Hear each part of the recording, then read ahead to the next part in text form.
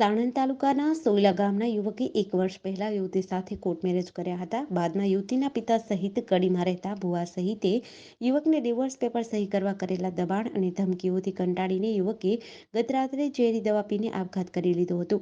સાણંદ શહેરના પોલીસે આપઘાત માટે જવાબદાર યુવતીના પિતા અને કડીના એક શખ્સ સામે ગુનો નોંધીને કાર્યવાહી હાથ ધરી છે. સાણંદ તાલુકાના સોયલા ગામે રહેતા પ્રવીણભાઈ રમણભાઈ વાણિયાએ સાણંદની હરિઓમ સોસાયટીમાં રહેતી યુવતી સાથે કોર્ટ મેરેજ કર્યા હતા.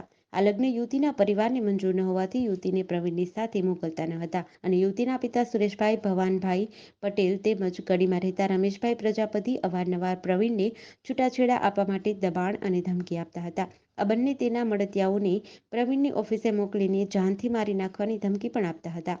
1 મહિના પહેલા મૃતકના ભાઈ જીતુ, પ્રવીણ સહિત આગેવાનો યુવતીના પિતા સાથે સમાધાન માટે ગયા હતા. તેમ છતાં સતત મળતી ધમકીઓથી કંટાળી ગત રાત્રિના 9 વાગ્યાના સુમારે જમીને પ્રવીણ બહાર ગયો હતો અને રાત્રે 11 વાગ્યાના સુમારે ઘરે પરત ફર્યા બાદ તે રૂમમાં સૂવા માટે ગયો હતો. આ સમયે અચાનક વોમિટિંગ અને અવાજ આવતા પ્રવીણના પિતા સહિતે તેના રૂમમાં તપાસ કરતા પ્રવીણ બેભાન થઈને ઢળી પડ્યો હતો. આથી પરિવારજનોએ તુરંત તેને સાણંદના નવજીવન ડોક્ટર હાઉસ ખાતે ખસેડ્યો હતો. ત્યાં ડોક્ટરે તપાસ કરતા પ્રવીણે ઝેરી દવા પીધાનું ખુલ્યું હતું.